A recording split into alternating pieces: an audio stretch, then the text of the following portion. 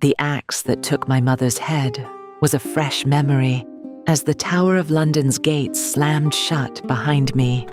My own sister, Queen Mary, me in the same rooms where my mother, Anne Boleyn, spent her final days.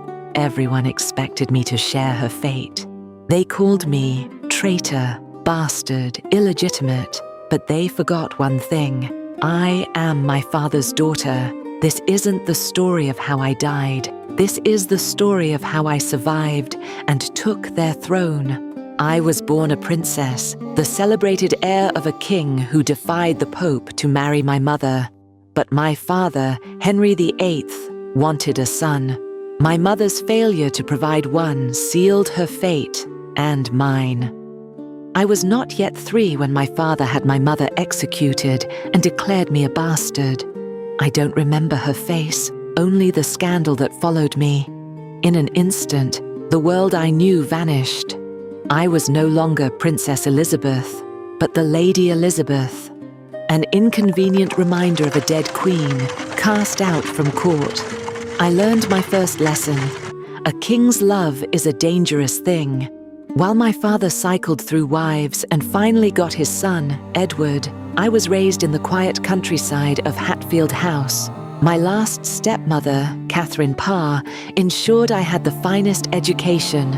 I mastered languages and devoured books, learning that a sharp mind was a shield and carefully chosen words, a weapon.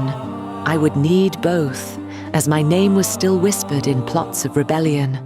When my father died, my younger brother, Edward VI, took the throne.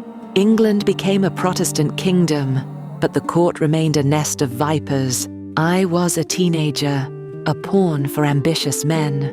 Chief among them was Thomas Seymour, my own uncle, who married my stepmother, Catherine Parr. After Catherine's death, his attention turned to me. He schemed to marry me, to use my name to seize power. His late-night visits and unsettling advances became dark rumors. When his treasonous plot was uncovered, they came for me. Interrogators tried to wring a confession, to tie me to his treachery. It was my first true test. I stood firm and admitted nothing. But the lesson was clear. My name could be my death warrant. When Seymour was executed, I reportedly said, "This day died a man of much wit and very little judgment." I was learning to see, but say nothing. Edward's reign was short. Our devoutly Catholic sister Mary seized the throne. Suddenly, the world was upside down. Mary was determined to drag England back to Catholicism, and her methods were brutal. Protestants were burned as heretics, and I, a Protestant, became the symbol of everything she hated. To her, I was a threat, Anne Boleyn's daughter, the hope for a Protestant future. When a rebellion rose in my name, led by Thomas Wyatt, my fate was sealed. Though I knew nothing of his plans, his actions condemned me. In March 1554, my sister's guards arrested me. I was taken by barge to the Tower of London through the dreaded Traitor's Gate. I was brought to the very place my mother was imprisoned and executed. I was certain I would die there too. Mary's advisors pushed for my execution. I was questioned relentlessly, but I held firm, protesting my innocence. Without proof, my sister hesitated. After 2 months of terror, where every knock on the door might be the executioner, I was released from the tower, but I was not free. My release was a transfer to another prison. Under house arrest at Woodstock Palace, I was watched day and night. Every letter was read, every visitor scrutinized. I learned patience. I learned to wear a mask of quiet obedience while my mind raced. After a year, I was allowed back to Hatfield. The surveillance continued, but here I could breathe. My sister Mary, now married to Philip of Spain, was desperate for a Catholic heir to lock me out of the succession for good. The court buzzed with news of her pregnancy, but it was a phantom.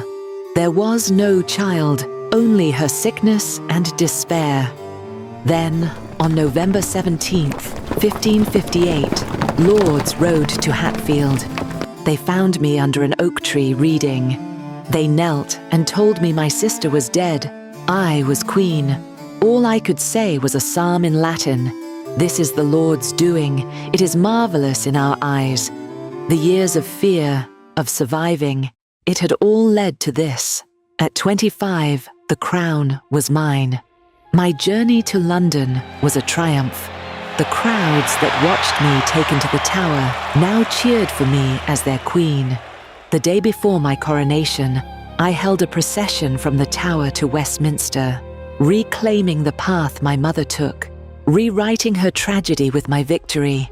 At one pageant, a figure of truth handed me an English Bible. I kissed it, holding it to my chest, promising I would often read this book. I was showing them the kind of queen I would be. The coronation itself, on January 15th, 1559, washed away the years of being a bastard and a traitor. As the St. Edward's crown was placed on my head, I became Elizabeth, by the grace of God, Queen of England. I had survived my family, but now I had to save my kingdom. My council assumed I'd marry quickly. A queen needed a king, they said. Suitors came from all over Europe, but I had learned from my sister's disastrous marriage. I would not let a foreign master rule my kingdom. I played the diplomatic game for years, but never gave in. I declared I was wedded to my kingdom. England was my husband. My first major act was the religious settlement. I would not make windows into men's souls. I re-established a moderate Protestant Church of England, a compromise to heal the nation. Still, for decades, I faced Catholic plots, aiming to put my cousin, Mary, Queen of Scots, on the throne. Her presence in England was a constant threat that ended, after years of my own hesitation, with her execution. The greatest test came from Spain. My former brother-in-law, King Philip, sent his invincible armada to destroy us. In 1588, I went to my troops at Tilbury. I told them, I know I have the body of a weak and feeble woman, but I have the heart and stomach of a king. We faced the storm, and we won, securing England's future and my legacy. I ruled for 44 years, the last of the Tudors. The girl declared illegitimate, imprisoned for treason, presided over a golden age. Under my reign, the arts flourished with men like Shakespeare, and explorers like Francis Drake sailed to the New World. I found a nation divided and bankrupt. I left it powerful and prosperous. I never married and had no children. Some called me the Virgin Queen, but England was my child, my true heir. My life was a battle for the highest stakes. They tried to erase me, to execute me, to deny my birthright. But I outlasted them all. I survived, and I reigned. If you enjoyed this story of survival and power, subscribe for more tales from history.